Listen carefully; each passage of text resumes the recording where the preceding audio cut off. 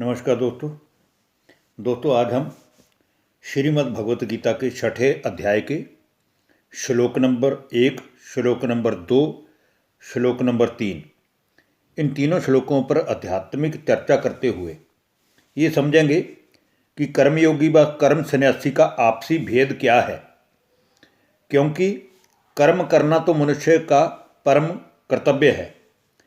कर्म का संन्यास तो कदापि हो ही नहीं सकता, क्योंकि जब तक मनुष्य की आत्मा इस नव द्वार वाली मानव देह में विराजमान है, तब तक तो वह नासिका के छिद्रों से श्वास का आदान प्रदान करती है, मुख से बोलती है, हाथों से कुछ न कुछ कर्म कराती है।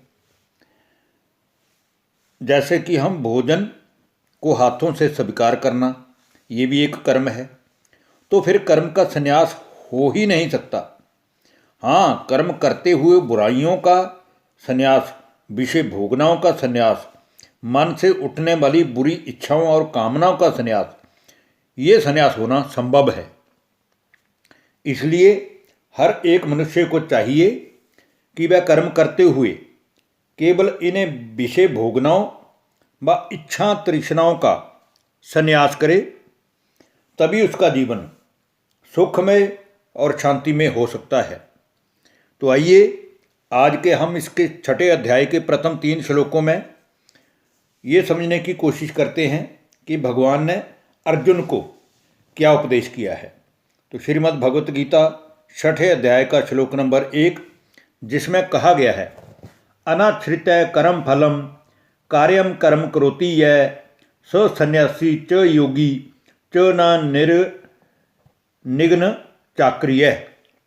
इसका मतलब ये है कि श्रीमद् भगवत गीता के इस छठे अध्याय के इन प्रथम 3 श्लोकों के ज्ञान द्वारा भगवान ने सन्यासी कौन है व योगी कौन है उसका यथार्थ बोध कराया है। भगवान ने कहा है, हे अर्जुन, जो मनुष्य बिना किसी इच्छा या फल की कामना रखते हुए करने योग्य कर्म करते हैं, वह सदा ही सन्यासी समझने योग्य हैं, वह सदा ही योगी समझने योग्य है। क्योंकि कोई भी केवल अग्नि का त्याग अर्थात काम अग्नि का त्याग करने वाला सन्यासी नहीं हो सकता, और ना ही तो कोई शारीरिक क्रियाओं का त्याग कर देने वाला योगी ही कहला सकता है। बल्कि सच्चा सन्यासी व सच्चा योगी तो वह है जो घर परिवार का त्याग नहीं करे, बल्कि घर परिवार में रहते हुए अपने भीतर की सभी बुराइयों का त्याग करे। क्योंकि शरीर आत्मा का मंदिर है। तो जैसे हम मंदिर में जाते हैं तो मंदिर में पहले सफाई ना हो तो देवी देवता की मूर्ति कितनी भी अच्छी सजाई गई हो, लोग कहेंगे कि देखो मंदिर कितना गंदा है। इसी प्रकार केवल कर्मों का त्याग या क्रियाओं का त्याग करने वाला योगी नहीं बन जाता, बल्कि सच्चा कर्मयोगी वही है जो सब कर्म करते हुए निस्वार्थ भाव से सारे कर्तव्य पूर्ण करता है। अब हम बात करते हैं दोस्तों श्रीमद् भगवत गीता के छठे अध्याय के श्लोक नंबर 2 की, जिसमें कहा गया है, यम संन्यास समिति प्राहुर्योगम तो विधि पांडव ना हय संन्यास्त संकल्पो योगी भवति कश्चन। हे अर्जुन, जिसको लोग ये संन्यास है ऐसा कहते हैं, वह वास्तव में योग ही है। क्योंकि कोई भी मनुष्य जब तक मन से बुराइयों का व बुरे संकल्पों का संन्यास या त्याग नहीं करता है, तब तक वह योग युक्त हो ही नहीं सकता, अर्थात उसका परमात्मा से योग लग ही नहीं सकता।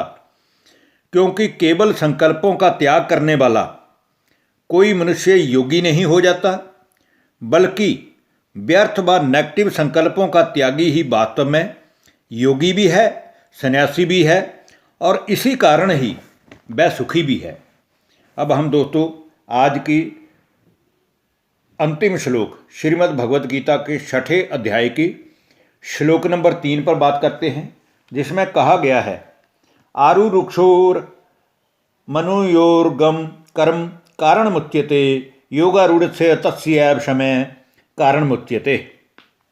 अर्थात जो पुरुष परमात्मा की प्राप्ति के लिए मन से योग में आरूढ़ होने की इच्छा के लिए सदा ही परमात्मा की याद में मननशील रहता है, वह बुद्धि से भी सदा ही परमात्मा का चिंतन करता है, उसके संकल्पों में भी परमात्मा के प्रति ही कोई ना कोई विचार चलते हैं और निष्काम भाव से वह सारे कर्म करता है।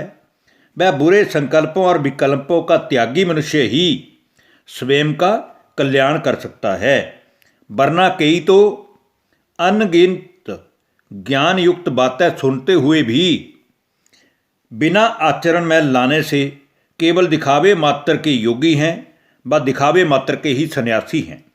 इसलिए हे अर्जुन, तू सब कर्म निष्काम भाव से करता हुआ मुझे याद कर, इससे तू सदा ही कल्याण को प्राप्त होगा। धन्यवाद। नमस्कार दोस्तों।